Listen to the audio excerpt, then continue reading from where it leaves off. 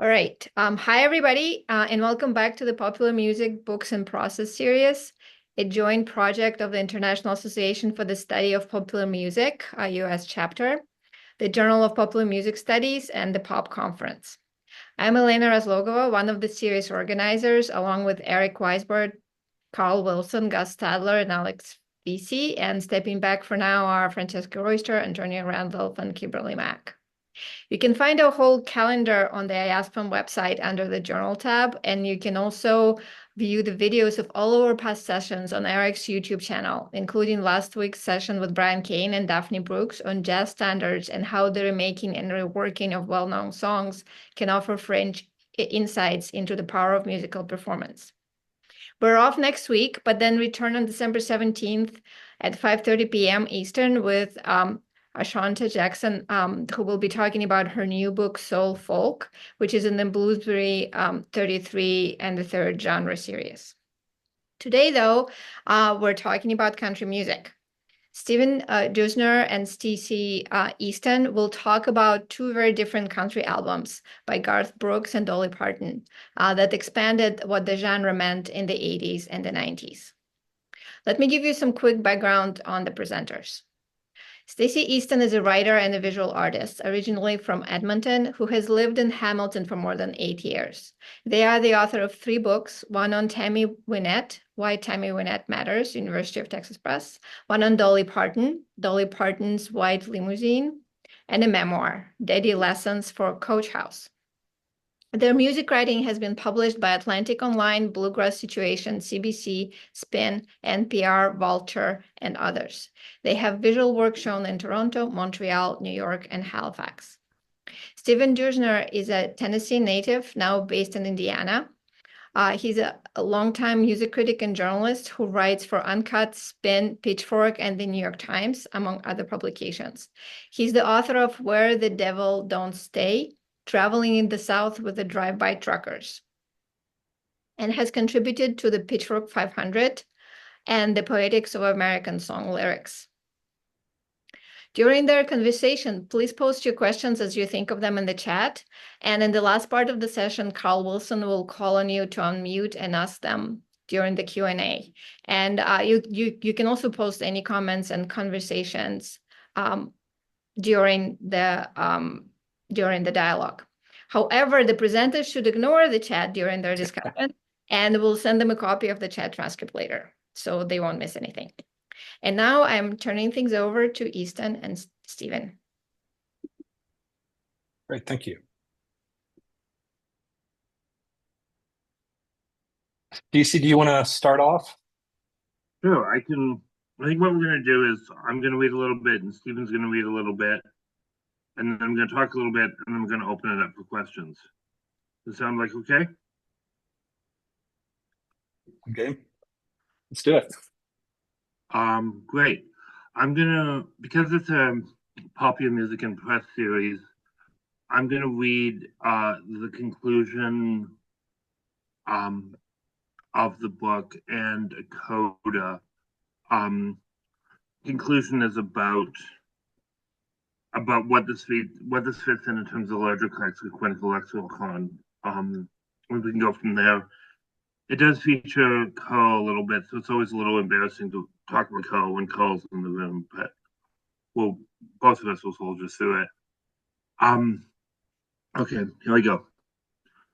Often 33 and a third volumes are products of enthusiasms, complex enthusiasms, but ones that assume that the album is both canonical and good, perhaps making the slight mistake that they are canonical because they are good. An act of unmitigated fandom does not have to be absent of critical rigor. I'm thinking, for example, of Annie Zaleski's brilliant book on Rio by Duran Duran. Reading that work made me reconsider a band I thought was frivolous. Zaleski's passionate zeal converted me. There are also moments where the writing is so complex and so beautiful that I cannot understand why they appeal to the album, even if the fandom exists. I will never understand exactly what people see in Neutral Milk Hotel. And I'm not enough of a gearhead to appreciate the complex musicology of Radiohead, no matter how much Di Griffith's careful commitment to OK Computer's formalism. even when the series gets weird, like the word games of the Magnetic Fields volume or John Darnielle's novella about Sabbath. There's been so much written about her and by her, and there's been so much anxiety about starting a Dolly book about what else could be said and what needs to be said by me, or to put it another way, a critic's role is to write not about what they love necessarily, but about what they find interesting. Dolly is endlessly interesting. Writing about Dolly is rarely boring, and writing about any album must also reflect in how she constructed herself. The construction of the persona of Dolly, her great work, a scaffolding for any music that occurs. That was where, when I started with the book, I saw that the series had a gap in country music. At my pitching, there were only 5 or so books that would cover the whole genre. And then none of them. Sorry, I just lost my place.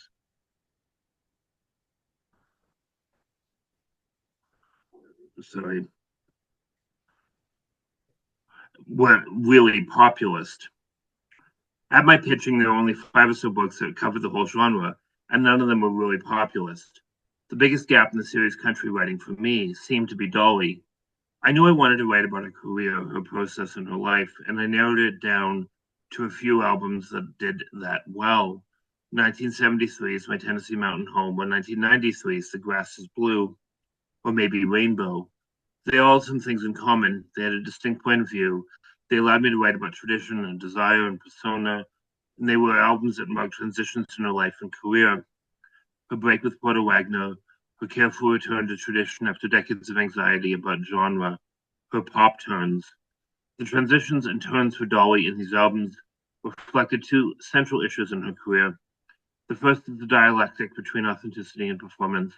The second is the move between the small and local and the globally famous. Thinking about those 2 problems, plus the questions of geography, how that interacted with genre, and her own iconic status, the album that seemed to be closest to reflect these issues was Light Limozeen. Considering the history of the series, it seemed cold, maybe a little too analytical, to consider writing about Dolly not as a fan, but as an example of the crisis of taste, to use the album as a lens to reflect a larger history of her career and her fandom. I hope that I've not done a disservice to Dolly, but I also think that it is a disservice to treat an artist as only as good, as a saint, as morally uncomplicated, as musically interesting at all times. There's so much written about Dolly as genius, as brilliant musician, and so much of that seems to be inarguable. Although there is still a bit of a class and gender bias, she is as good or better a songwriter than the cluster of 70s male singer-songwriters. At her best, as good as Dylan, for example, when she doesn't have the Nobel. The shift of criticism in this digital age to a kind of accelerated fandom means there's social pressure to oversimplify artists' careers, to flatten their complexity and depth. I've been thinking about this kind of flattening and thinking about how ubiquitous the love for Dolly is and about how it seems to be impossible to complicate, that to notice that she might have difficulty with race, or that she might be deeply committed to capitalism, or that her friendship with queerness might be conditional, or that her wit separates herself from true solidarity with the working poor, or other levels in which she has not always acted the way we might wish. I've been thinking that Dolly's genius was her ability to be all things to everyone, and that what White Limousine was an interesting failure which showed the edges of taste, mechanics behind her ambition, and exactly where her record label or her audience allowed her to go. In his book about Celine Dion, Carl Wilson writes about the democratization of taste and what it means to collapse the boundaries between fan and artist.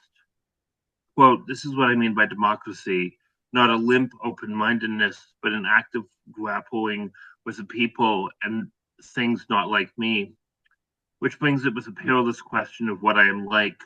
Democracy, that dangerous, paradoxical, and mostly unattempted ideal, sees the self as insufficient, depends her definition on otherness, and chooses not only to accept that but to celebrate it, to stake everything on it. When Dolly is like all things to all people, when her ubiquity is thought to be democratic, the grappling does not occur.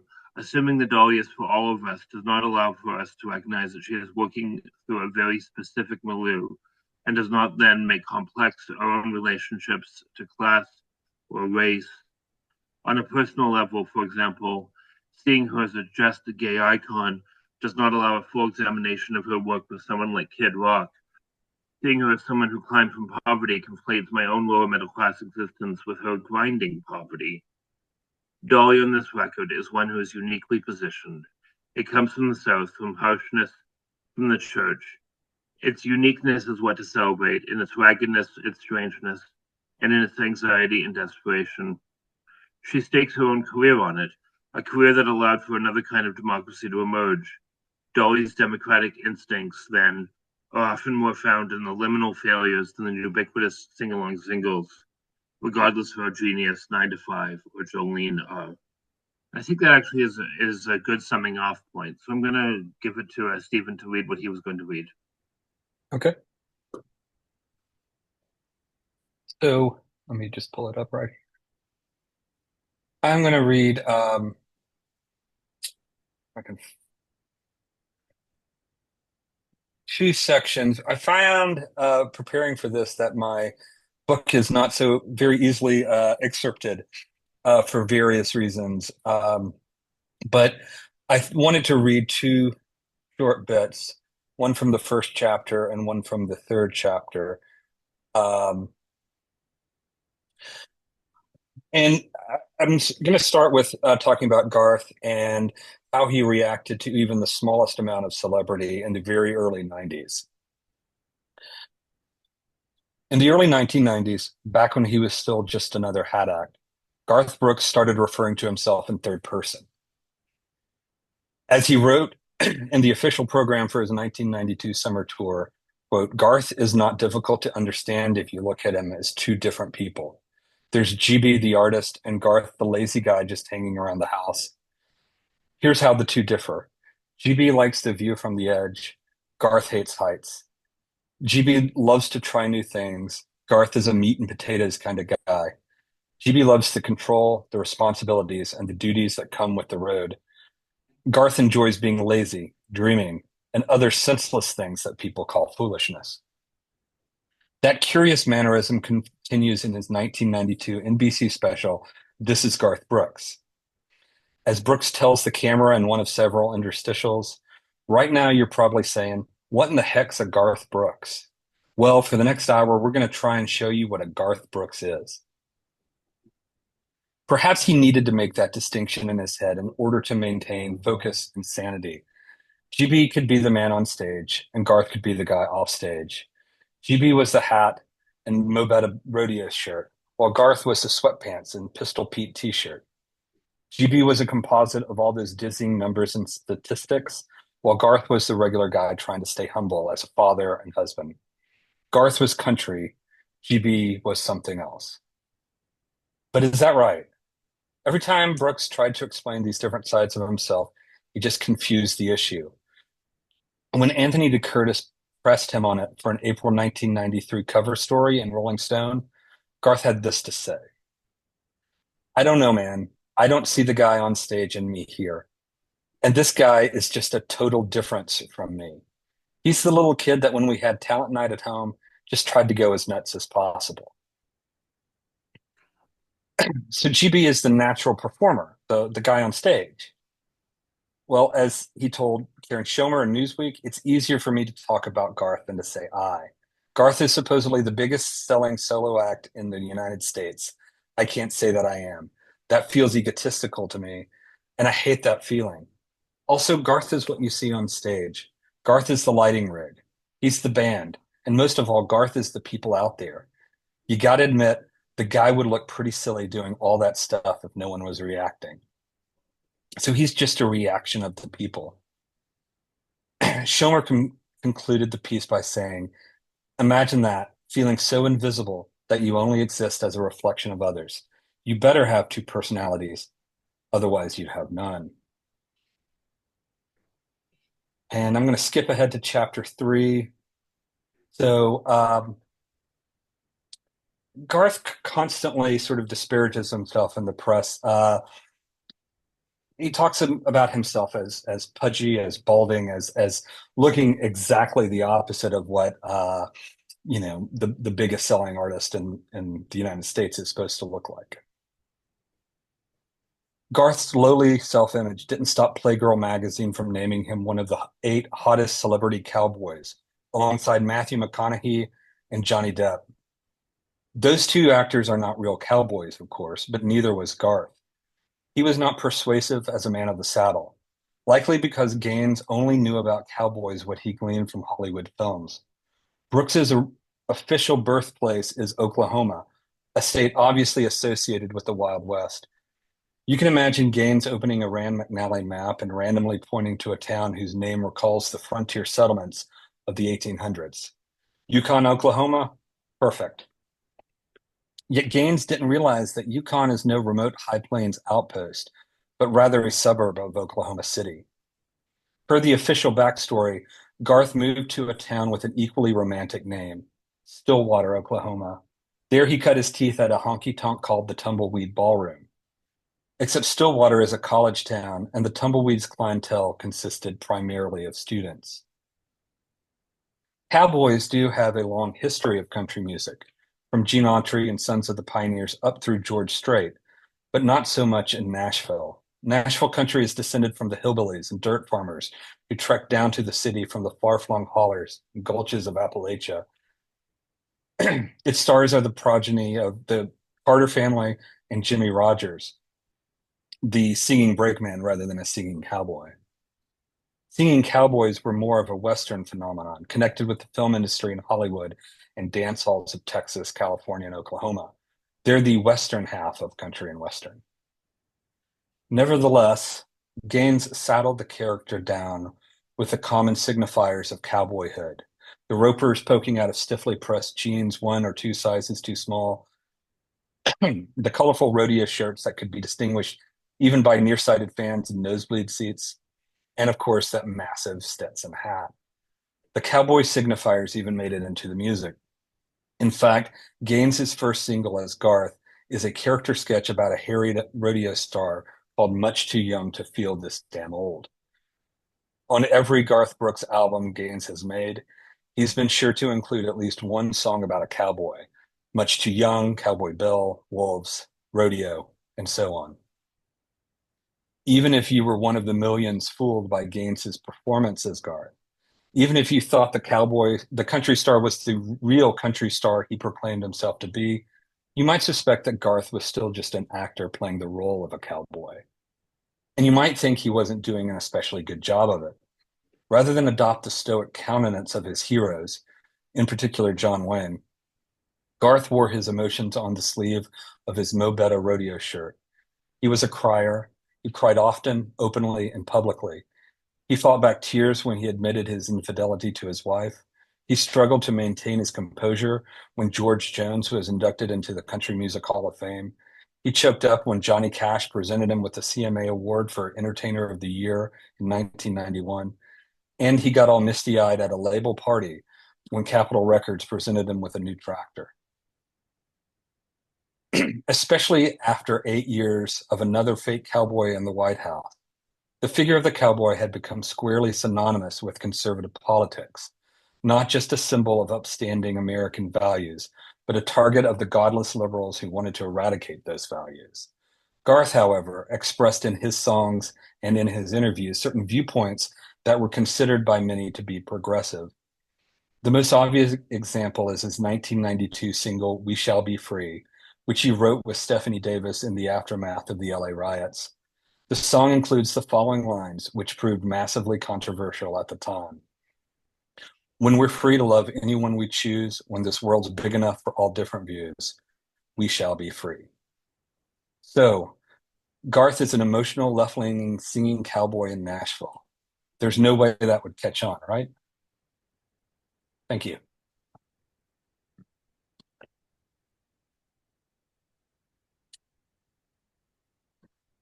It's great. So do you want to? I figure there's a big elephant in the room, and we don't have to talk about it. But my position has always been like get the business out of the way and we'll go from there. Do you want to talk about that controversy before we talk about other things, or do you want to avoid it? No, let's just dive right in because it is, like you said, the elephant in the room, and then needs to be addressed. For those who don't know, uh, last month Garth was sued for uh, sexual assault and rape, and it has kind of it's been an interesting time to have a book out about Garth. I got my author copies about 2 days before the news hit, so I had a good 2 days to be very excited about it, and then have been not so excited about it since then. I'm fortunate that the press, we met and discussed it and decided not to do any kind of promotions for the book. So this is in fact the only event I'm going to do for the book. Mainly because I didn't want to appear to be exploiting anyone else's trauma, and I didn't want to feel like I was exploiting anyone else's trauma.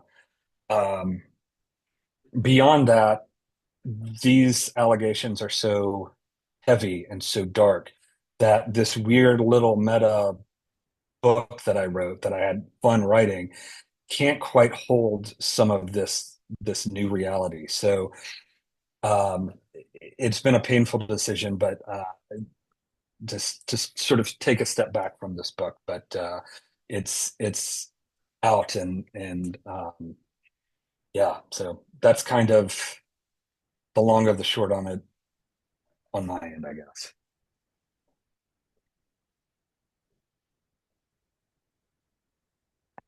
It's really well phrased.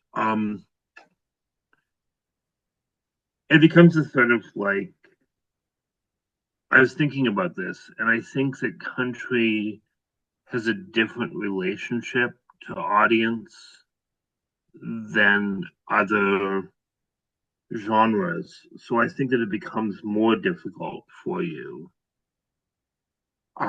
because country has an assumption of fandom that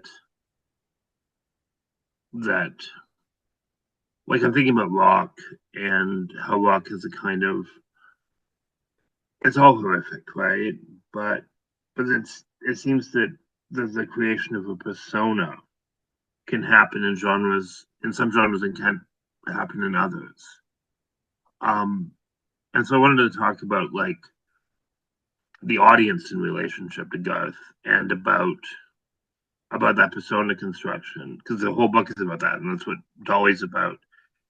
Um, yeah, it's a weird look. It's a weird space. So that's the other question I had about it. Like, how do you think persona works through this whole crisis? I mean, one of my immediate reactions when I read the news was that doesn't sound like Garth. I mean, I'd spent over 2 years researching, writing, and editing this book, and felt like, oh, I kind of got a grasp on Garth. And the more I thought about that and my reaction to it,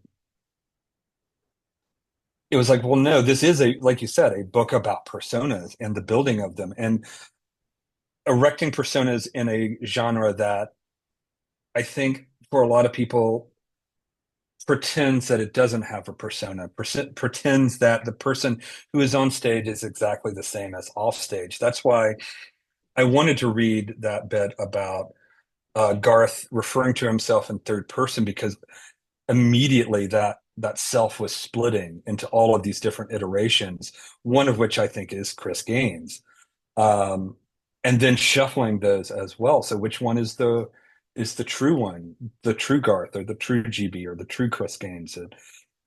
Um,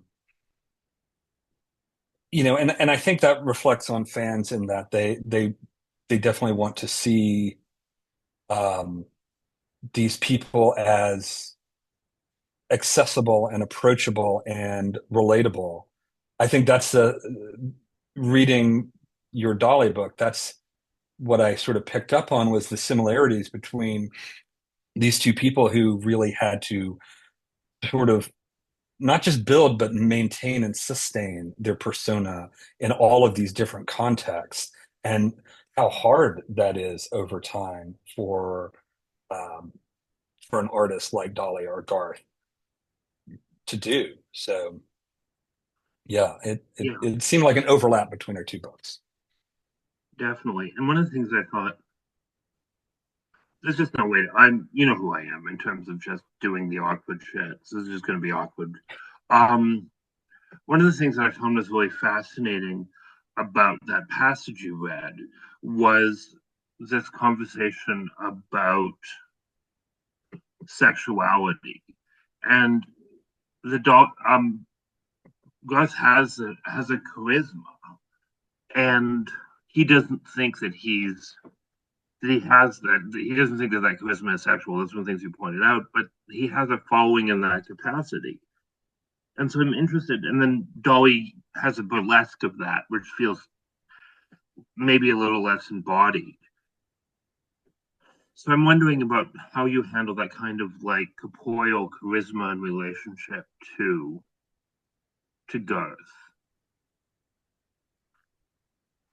It's strange. I did read that where he talks about referring to himself as sort of physically not fit, not very good looking, not very not the sort of typical image of a country star, and yet he is also weirdly and uncomfortably sexual at times. There's a bit he talks to Playboy magazine about being a polite womanizer. This I can't tell if that's his word, his phrase, or their phrase, but that comes up. He talks about um, he talks about the live show being like sex. He says all these like weird, cringy kind of things about women and how fascinating they are and how neat they are and blah blah blah. And it's just like after a while, it gets kind of like it gets a little bit like uh, too insistent or something. So it's kind of this weird sort of self-denigration, but also self-assertion as a sort of sexual being. And I don't know. I guess I don't know exactly what to make of it, and this is why this I found it very difficult to talk about the book and reconcile it with what we know now, because like even as I'm saying this, it feels kind of like it's not like I'm explaining it in a way that I would have explained it 2 months ago. Yeah. But I'm not sure that the explanation I'm giving or the things that I'm saying apply in the same way now, if that makes sense. No, absolutely. Yeah, no, absolutely. Yeah, and then I do find it like also kind of funny that like because of his early support for gay rights, that Garth ends up having this sort of queer fan base too that he kind of plays with and kind of doesn't play with.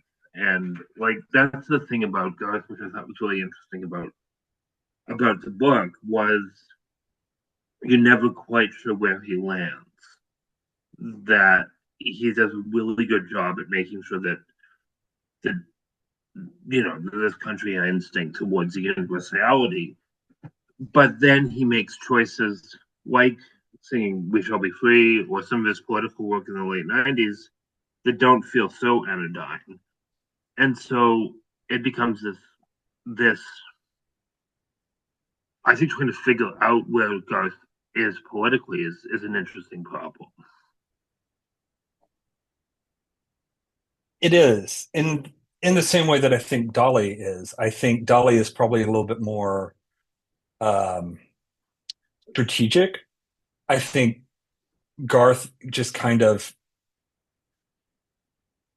I don't think there's a lot of nuance in what he's saying. It's just everything kind of comes back to this very general human rights. And that's important, but it doesn't get to the sort of nuance of of some of the communities he's trying to support. So it's such a it's I feel like he's presenting what are very real beliefs and viewpoints, regardless of what people will say about them, but he's not always very good at it, I think. Or at least not as, Dolly can sort of thread the needle on certain issues, but Garth is just kind of like he can just only sort of say these same things over and over. So as far as figuring out where he stands, I think it's a very sort of like broad platform that he has, where he has these beliefs that aren't really very nuanced or very worked out. I mean, even "We Shall Be Free" is sort of so general as to be not very effective or informative. So We just see like 10 country artists from like Miranda to like Casey Musgraves to like follow that template of like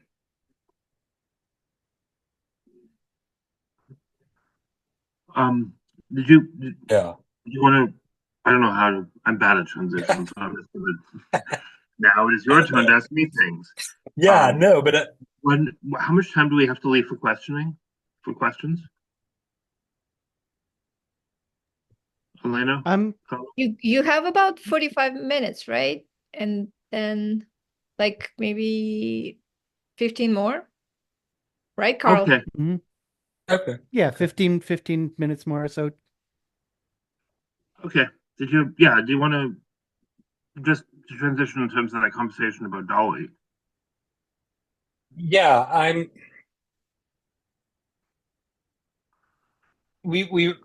feel like we both picked out albums that might not be the obvious ones that people go to, and I've heard you speak about why you chose this album in particular, and especially um, your comments about writing about albums that aren't perfect or aren't canonical, and I guess I wondered if you could sort of speak to what this album allowed you to do, that like Coat of Many Colors or Jolene. You kind of addressed that in your topic, but in your reading, but I wondered if you could elaborate on that slightly. It's really hard to write about a perfect album. Like, Yeah. and I think it gets boring for the reader. I think that if you are like, it's so good, it's like 33,000 words of it's genius is, yeah, it's like I was going to be bitchy and I'm not going to be bitchy. It's difficult to write about. And then there's a French film term called film moderne, or like MAUDIT, or like failure film, and I always became fascinating about that category of sort of like things that are worth writing about that aren't necessarily successful, or successful in ways that we weren't anticipating. And I think that this is part of that. And then I get really interested about, because Dolly is so seamless about the construction of her persona. And I did this in Tammy too, where Tammy was just completely messy in her persona building, but her persona building was present and you could see the work being done. And so I thought to myself, well, I think of Dolly as seamlessness, but to make a seamless work is really difficult. So where do we figure out where the seams are? And then I was wondering about genre. I wonder about genre a lot. And wondering what genre lets us wonder about class and race and sexuality and gender. And there were bits of it that were just beautiful that I wanted to write about as successfully. And I wanted to write about a hillbilly song, and there's a hillbilly song, and I wanted to write about a Jesus song, and there's a Jesus song. And I wanted to write about her relational networks. And like the Ricky Skaggs production on this, or the God, I just went blank.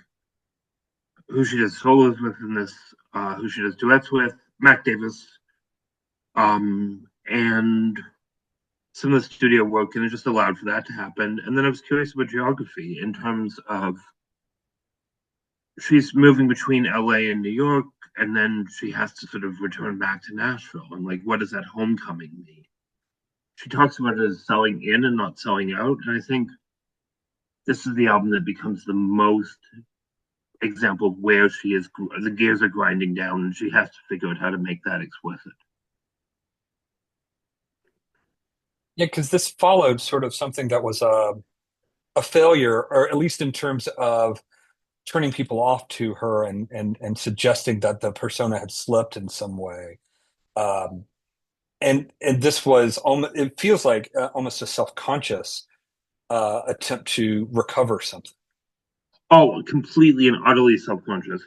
It was Rainbow, the previous album, which is a disaster in every capacity. It's not a good album. Um, it's not a country album, and I think everything is a country album.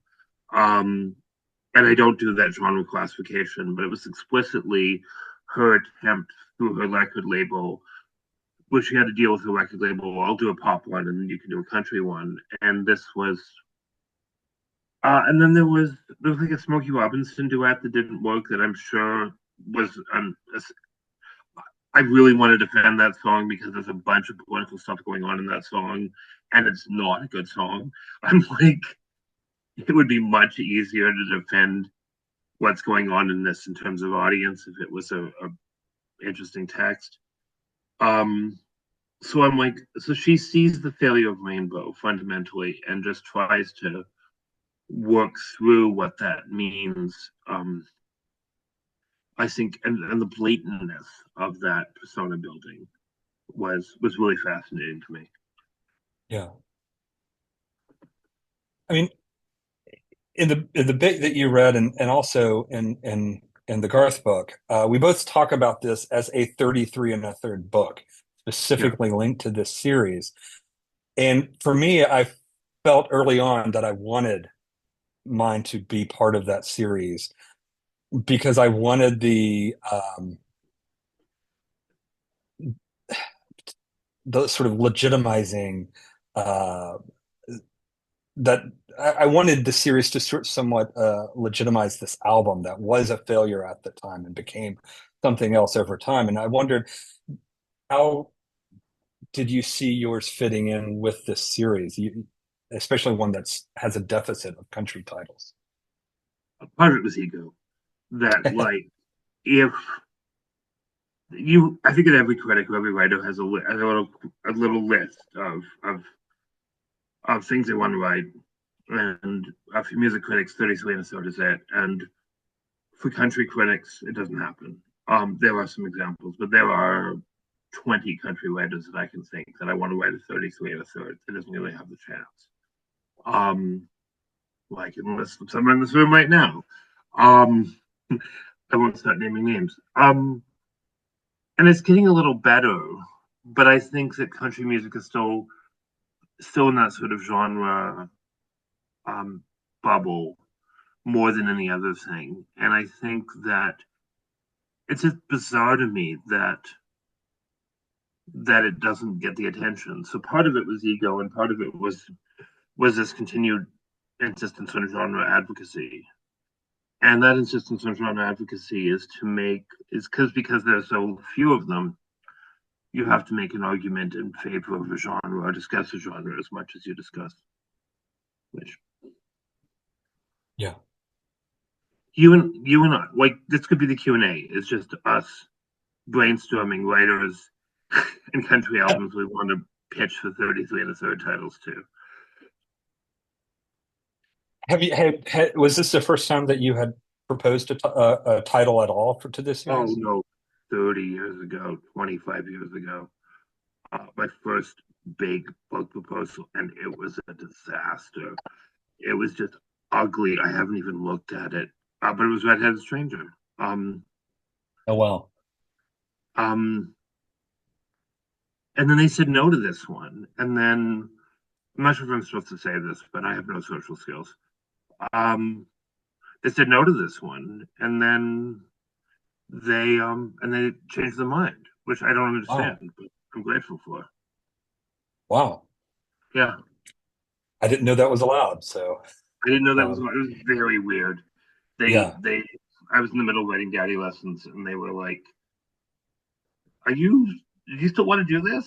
And I'm like, "Yeah, God, give me a year. I need a year to write this other thing, and then I'll get back to it." But no, I still don't feel like I still don't feel they quite know what to do with it. I still don't feel like they know what to do with the genre in a lot of ways. Yeah. Um, and I feel like there's still significant lack. It's funny. I wonder if the same time you proposed Redheaded Stranger was the time that I proposed Stardust, because I that was the first proposal I wrote. Yeah. At the So time thinking the same thing. Yeah. the Q&A is going to now be Willie Nelson records. He's 33 in the I would not mind seeing one about Spirit. I think that's an overlooked Willie Nelson record, but if I'd like anybody, Pretty Paper. oh yeah, Yeah. So just so everybody knows, the Q&A now is 33 and a third volumes about Willie Nelson. yeah. When I open those comments, I want to see just a list of them. Oh gosh.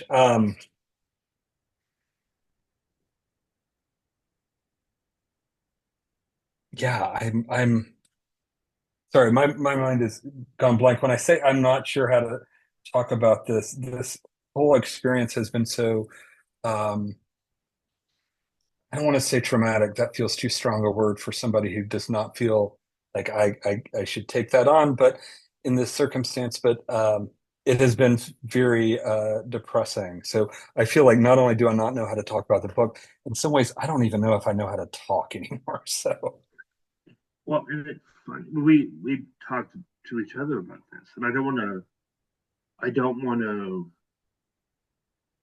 del- like deny that which is going on.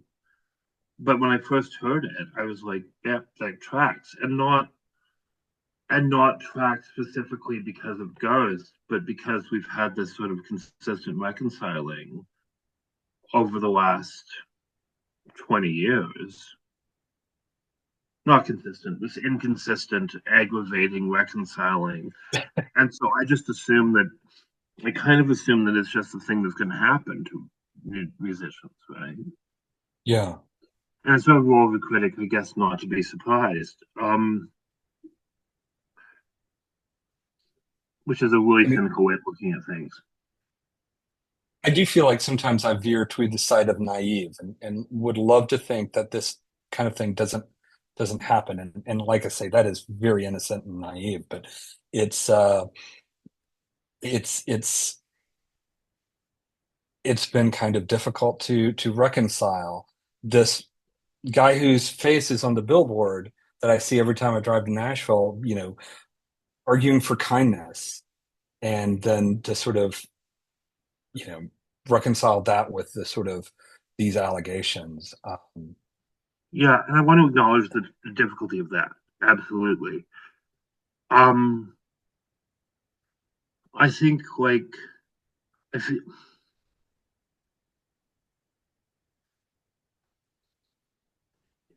doing country work as somebody who's queer and non-binary and like is also very weird. It's like, and Marissa Moss talks about this in her book, is doing country journalism as a woman is like, why are we enacting why are we why are we building I mean, we talk about like country music is for everyone, but how to reconcile that, how to be a fan in the midst of this kind of ongoing clusterfuck is not an easy question and one that I don't know how to handle. Yeah, I agree. I don't know that that's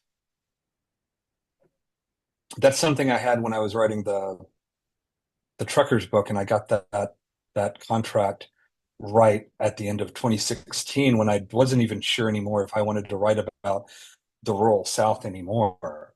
I was so sort of disgusted by what had happened then and what has happened recently. And so that part of writing that book was a coming to terms with this place and the kind of culture around it and the politics of that. And it's weird. I believe that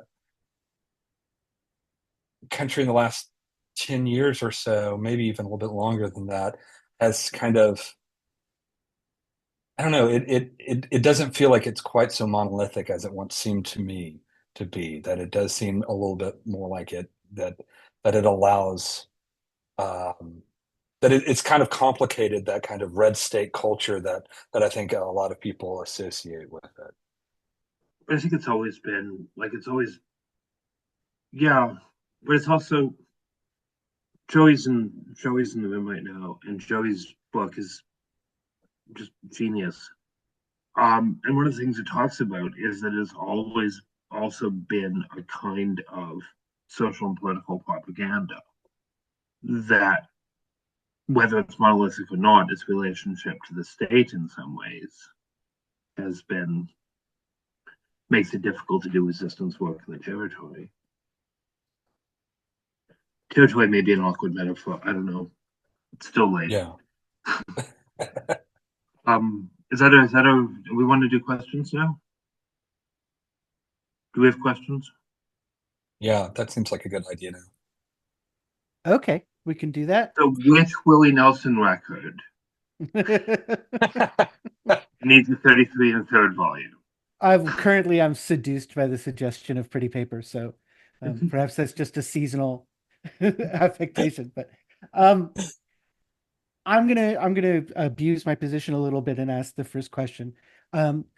Just because, Stephen, I mean, first of all, I want to say, it's difficult to express this because you don't want to play the victim, considering that there are real alleged victims out there. But at the same time, I do want to say I can't imagine being in that position, having just published a book and having real world events eclipse it in that way. And I'm sorry that's happened to you. Thank you. But I do want to give you a chance, because I think we haven't really covered it, to talk a little bit about Chris Gaines. And for a general kind of overview, like, what's your take on sort of what Chris Gaines was intended to be and what Chris Gaines became? Yeah. I think Chris Gaines was, I guess I probably should have opened with this. If you don't know who Chris Gaines is the alter ego that Garth Brooks introduced in 1999. And he said that it was going to be the sort of for a film that he was producing. And he said he wasn't going to star in it, although the entire Chris Gaines story was written so that Chris Gaines undergoes facial reconstructive surgery and ends up looking like Garth Brooks. So it's presented as a pre-soundtrack to this film that hasn't even been written yet. It's being written at the time by Jeb Stewart, who was the screenwriter for Die Hard and The Fugitive. So he's really, I mean, he's bringing in some big names to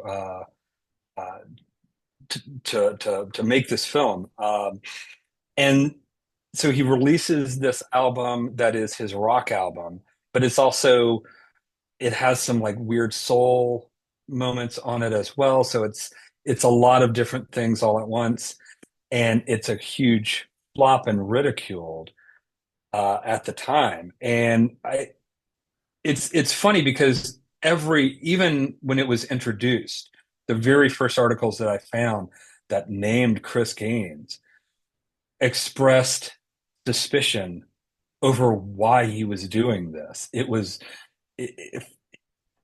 almost like he was accompanied by disbelief the whole way and befuddlement. And Garth had a really bad way of trying to explain it. And I think he just confused the issue, even as he tried to tell people what it was. And he never quite had a good handle on it. And so to this day, I don't even know if he knows what he intended to do.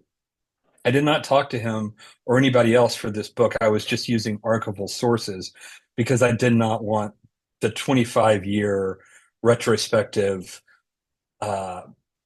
voice, driving the book. I wanted those in the moment voices, and those in the moment voices are just as confused then as we are now.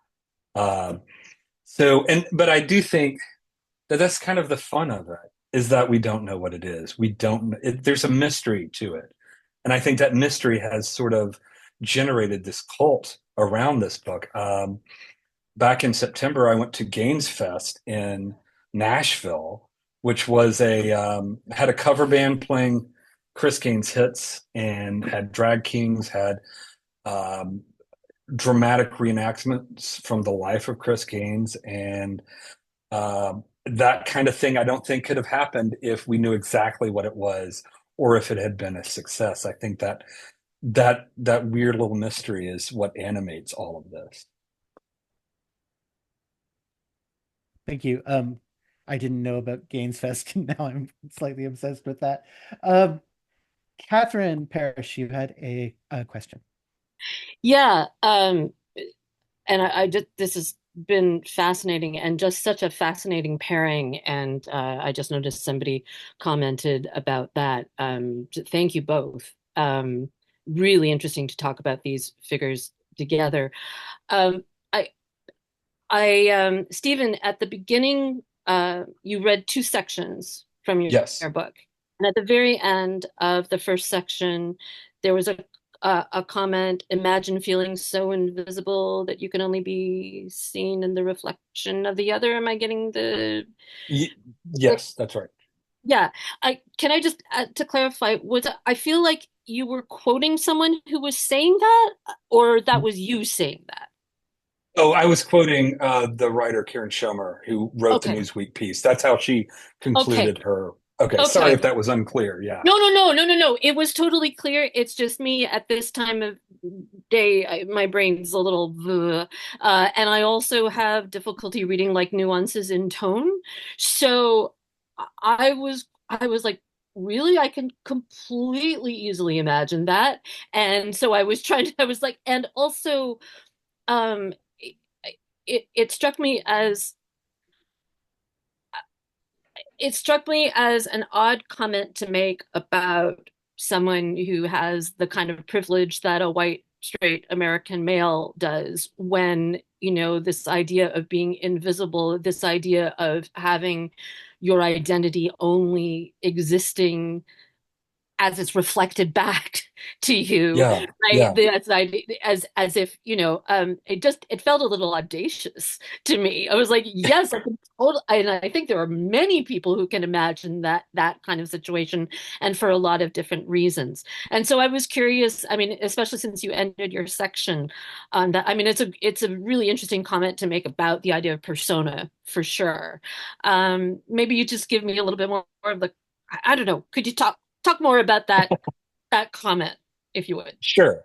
Sure. I mean, one of the things that I loved about researching this book and that made it so much fun was finding these little instances of splits within Garth. Like, I mean, the first big interview he gave was for Time magazine, and I think it was in early 1990, not long after his debut album had come out. So he's had a few hits, but nothing like the man on the street would not recognize him, and he's already doing the sort of referring to himself in third person in his first interview. And so there's this splitting that keeps happening, and it's almost like all of these things in aggregate kind of predict Chris Gaines, kind of predict an alter ego. I mean, people were so confused by the fact that he even needed to adopt a persona, and yet he's been hinting at this his whole time. And so, I mean, there's that. I love that line about Garth is the lighting rig. That is such a bizarre way to refer to yourself. And so I thought that conclusion had some power, in the sense that it already suggests, no, here is somebody who is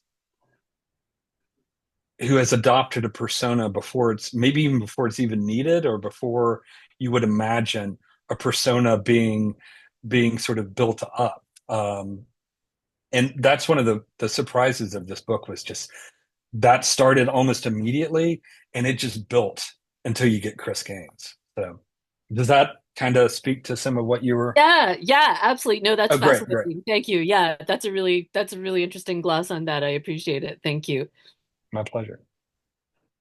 Thanks. Barry, you have a question that speaks to this as well. Yeah, I'm the person who raised the nice pairing today. I These are two of the most unknowable artists in popular music that I can think of. I somehow turned into a biographer, and I wouldn't write a biography of either one of them. I wouldn't even consider it. I've interviewed them both, but I think they're basically unknowable. So my question was, do you think their mass popularity is in some part because they're unknowable, despite them being unknowable, or because they've managed to make people not realize they're unknowable? I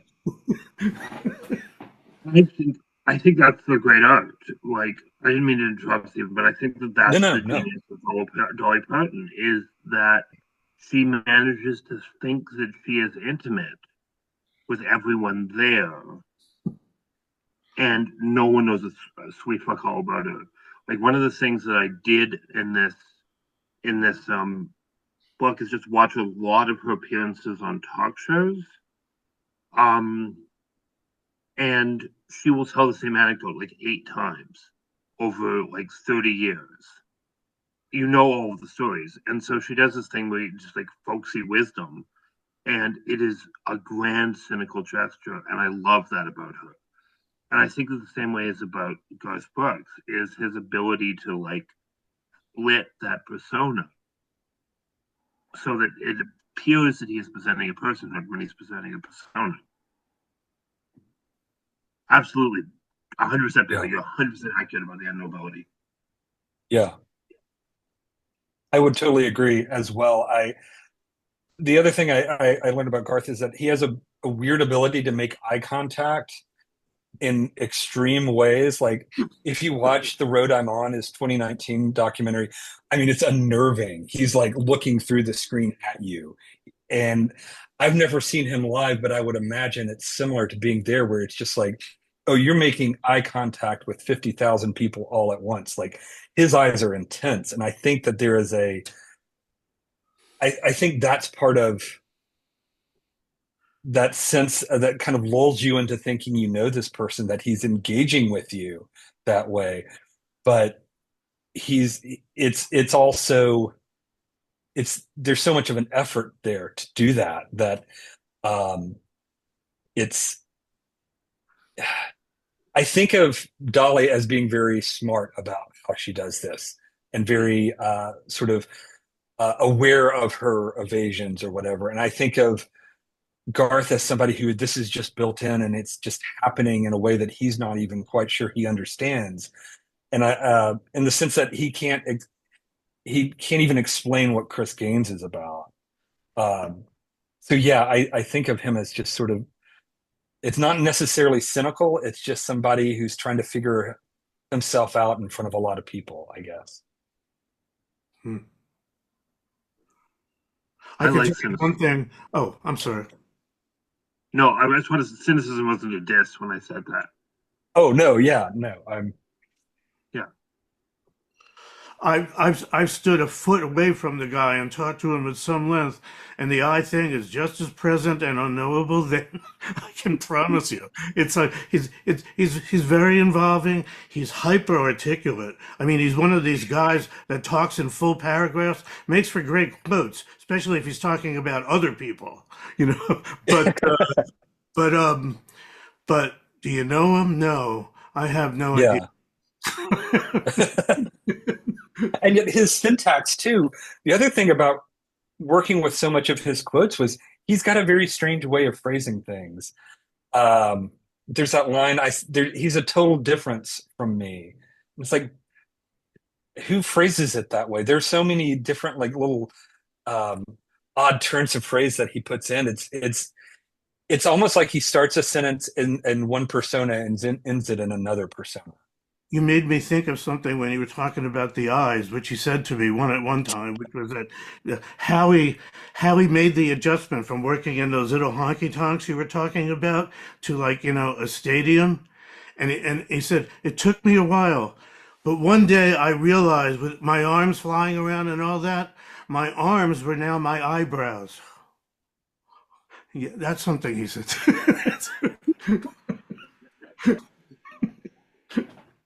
That's amazing. Thanks, Barry. There you go. Yeah, amazing. We've got Mark Engelson next. Mark, you still with us? Yeah. Sorry, I was unmuting. So my question is about the relative paucity of coverage of country albums in the 30 and a third series, and I'm wondering if this is due to perception. I'm not necessarily saying whether the perception is right or wrong, that the fans of the bigger name, and it is, publishing is a business, so they need to be at a certain level of popularity to publish a book about them, that the fans of these people are not going to be people who are interested in a book. I will say, though, that as someone who's been to a Hank Williams Jr. concert, I'm not sure that perception is entirely inaccurate, because I'll be honest, like, it was definitely a certain crowd of people there. There's enough hipster baity stuff that if they wanted to do it, I don't think they'd ever do like pop country album stuff. I don't think it's going to be a Blake Shelton 33 and a third. I don't think there'd be a Barbara Mandrell. I would kill for Barbara Mandrell on a 33 and a third. On this tour, I've just told everybody to start listening to Barbara Mandrell in the 80s.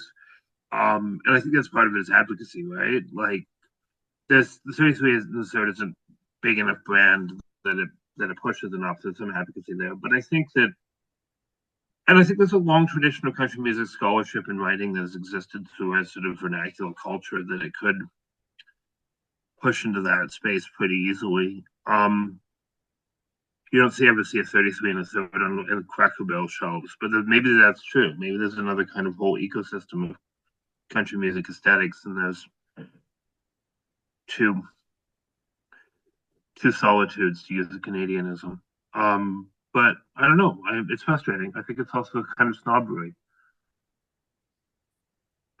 I guess one thing I'd say is that, when you have people like Lucinda Williams and Steve Earle, whose audience will read, they just write their own books, which tend to be as good, if not better, than anything else anyone is going to write. I mean, Lucinda's autobiography is unbelievable. And it's, I doubt anyone else is going to write a better book about her life and her work than she did. Well, I will say there was for a long time a 33 and a third in the works on her self-titled album. And I think it was listed for years on their site. And I don't know what happened with it, and I don't recall who was going to be writing it. It is interesting, though, that I mean, Dolly, I feel like Dolly's almost like a publishing cottage industry now. Like, there's so much about her right now, and yet there's still so much that needs to be done about her, as Stacey's book proves. Whereas with Garth, like, the last book about Garth that was not just like a photo book was from 2009. So that's like a 15-year difference between that last book and this 33 and a third, on one of the people who's supposed to be like one of the biggest pop acts in history. So what's that? There needs to be a big 600-page biography on Garth. There really does. Barry, that's your next project. Yeah. Thank you. But I just got one out of my system that's out next year as it is. But which is the Everly Brothers, by the way. I think people are leaving out here the math from publishers of and their own attitudes about talking about country at all. A lot of this talk today, sometimes not from you two guys, but I mean, it can veer towards, what those people like. And as long as you're writing about what those people like, there's going to be a certain turn on it. And yeah, publishers might want to do Steve O or Lucinda Williams, but they're not particularly country artists. They're semi-country artists. and, and, and I think here you get it. So it's a question of what are the urban attitudes towards that audience? Of course, it's only a percentage of them who read. What percentage of people at a rock concert do you think want to read about an entire book about any of these people? We all know it's small. It just happens to be enough. Unless it's a Bob Dylan concert, in which case they all want to read 10 fucking books in the next week. All? Well, you could ask the writers about that. I guess they think so. That's why there's 150 books, of which maybe 4 are interesting. Yeah. We had a good day. Okay. I just want to rein this back in a little bit from a general crowd free for all to get to a couple more questions. Tim Hoover, I think, had another question. Yeah. Tim, are you still there? Yeah. I had a question that Steven's already answered for me. I'm kind of that Garth Brooks didn't interview with him. My big question though is for Steven, doesn't this seem like Garth is a walking contradiction, a walking internal battle, because he's just not comfortable with himself and he's so busy putting up the Chris Gaineses and talking in the third person. And I just get this feeling he isn't completely uncomfortable in his own skin and he wants to be somebody else. What do you think about that? I mean, I think that's dead on. I think in a certain extent we all are. But I think for him, I still call myself another guy. Yeah, that's true. That's true. But I think we're all having these internal battles and we're all sort of walking contradictions. But I think that his is amplified and magnified because of the spotlight he's under and because of the genre he's in. And I think also because of the person he is, where he really, I think on a level, he really wants to embody all of this. But he's also not quite comfortable with what it all is. So there's a lot of friction with country music in the book. And I think that maybe some of those contradictions are made worse just by being in country music and the sort of virtues that he associates with that. So, but yeah, I mean, I think that's dead on. I think that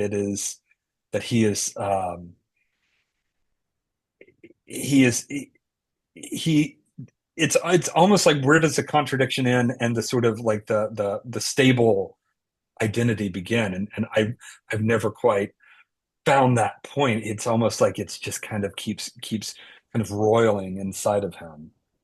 So what I'm really interested is you can tell where Dolly's anxiety comes from. It comes from money. And it comes from wanting to make sure that it doesn't sell at all. She doesn't starve. She's not going to be starving for years, but there's anxiety there. I have no idea where Garth Brooks' anxiety comes from, but he does seem to have this incredible anxiety about wanting to be liked.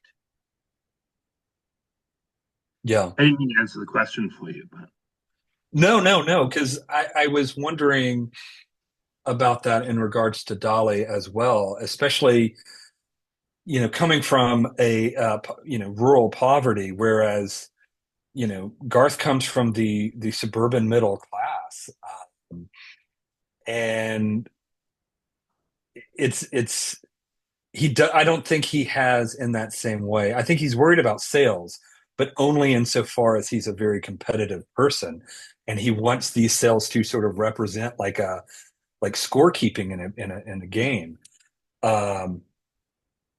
Which is one of the better passages of your book was just figuring out how that exactly so anxious, so anxious.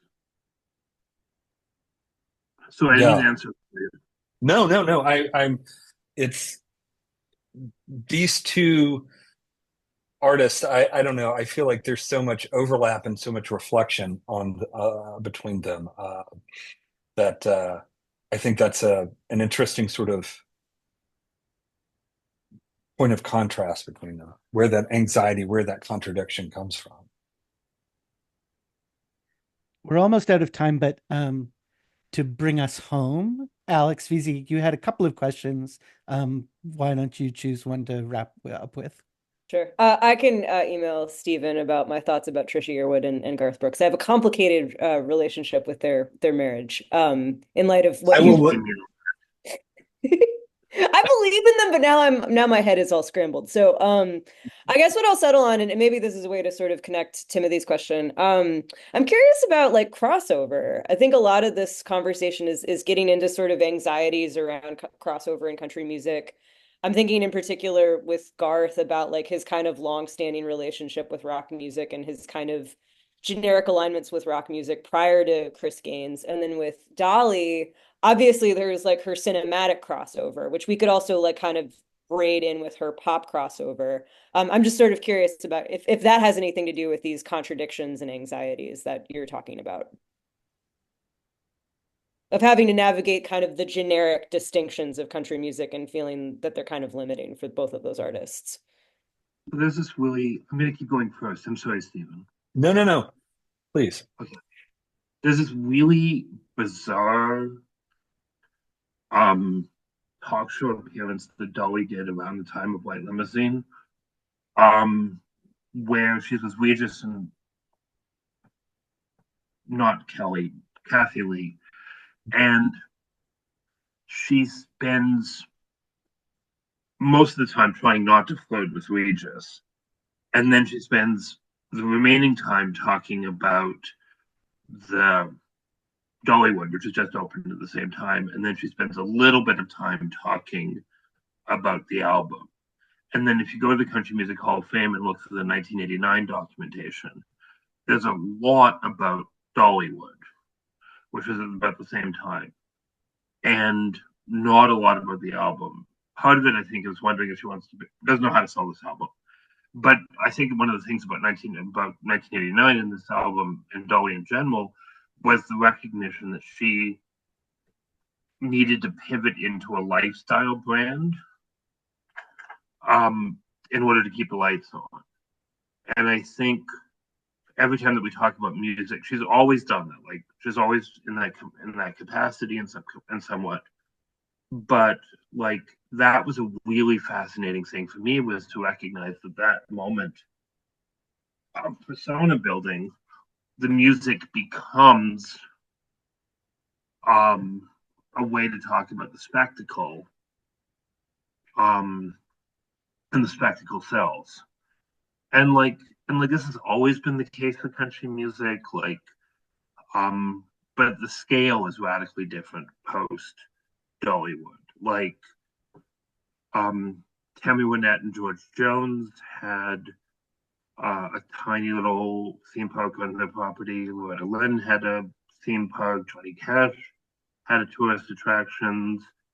All of that consistently, but yeah, this was the album and she says this beautiful quote where she says it's selling in.